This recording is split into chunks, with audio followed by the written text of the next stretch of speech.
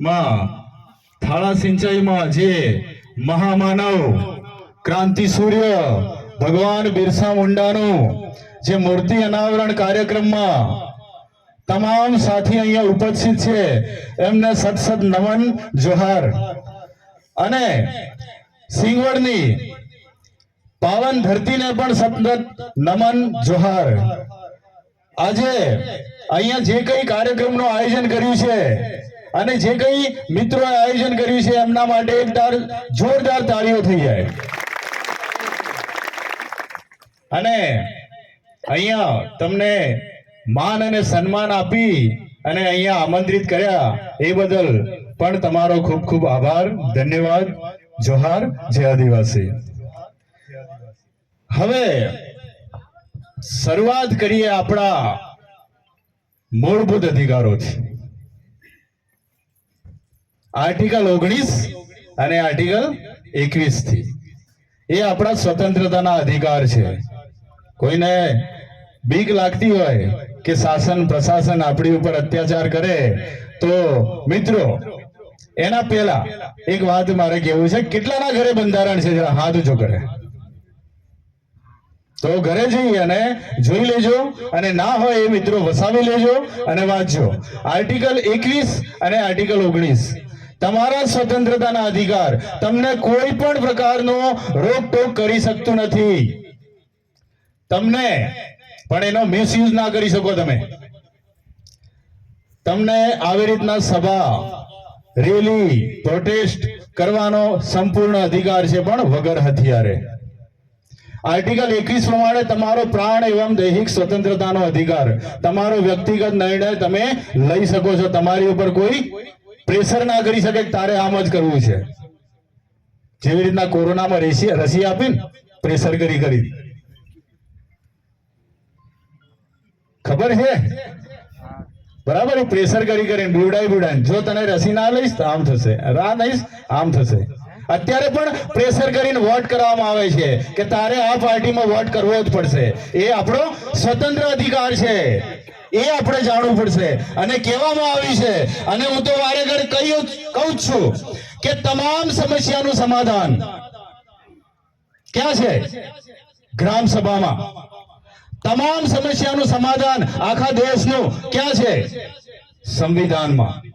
પણ જ્યાં સમસ્યાનું સમાધાન છે જ્યાં છે ત્યાં તો આપણે જોવું જ નથી, બીજે ભટકવું છે। તો પછી માર ના ખાઈએ તો શું થાય? માર જ પડે। અને પહેલી વાત ને છેલ્લી વાત, આપણે કોઈ ઇલેક્શન લડવું નથી એટલે વોટની ચિંતા નથી, મને મારા સમાજની ચિંતા છે એટલે બંધારણમાં આપેલા અધિકારોની વાત તમારી આગળ રજૂ કરું છું।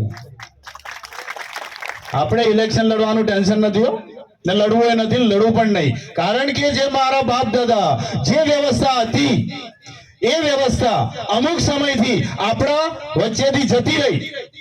ક્યારે જતી રહી? 1993 ની પંચાયતી રાજ આવ્યું ત્યારે। એના પહેલા કઈ વ્યવસ્થા હતી?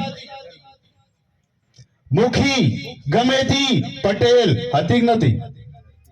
એ વખતે શું પાવર હતો? આપણા ગામમાં ગ્રામ સભાની પરમિશન વગર કોના બાપની તાકાત નથી કે આપણા ગામની અંદર એન્ટ્રી મારી શકે। હવે આવે છે ને ગમે ત્યારે આવીને ગમે ત્યારે આટો મારી જતા રહે છે।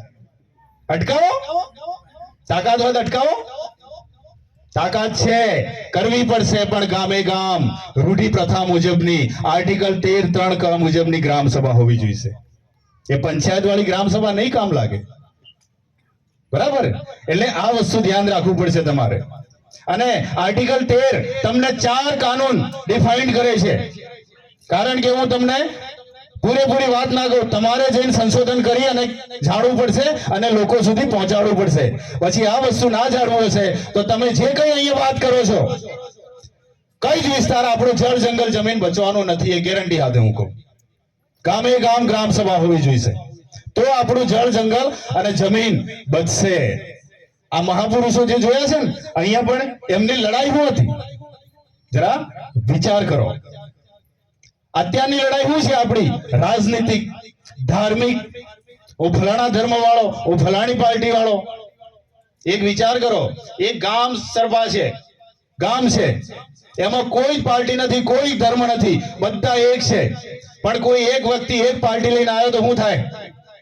બે ભાગ પડે. ત્રીજો કોઈ ત્રીજી પાર્ટી લઈને આવ્યો એટલે કેટલા ભાગ પડે? કોઈ એવી રીતના ધર્મ લઈને આવો તો કેટલા ભાગ પડે?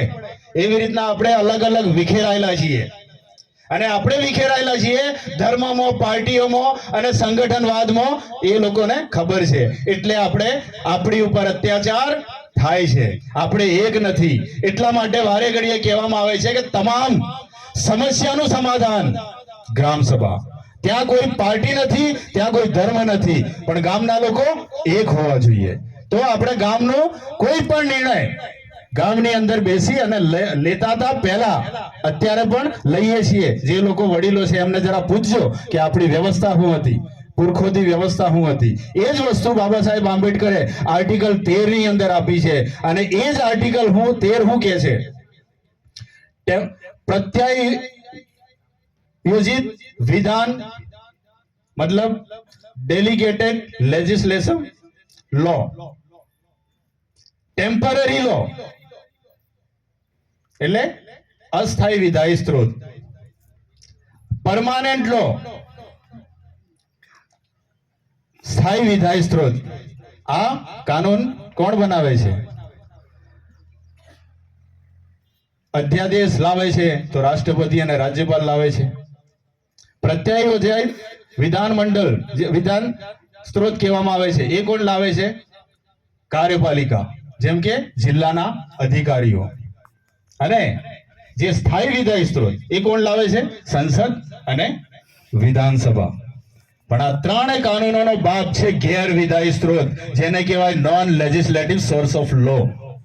જે છે આપણી વ્યવસ્થા, નોન જ્યુડિશિયલ વ્યવસ્થા.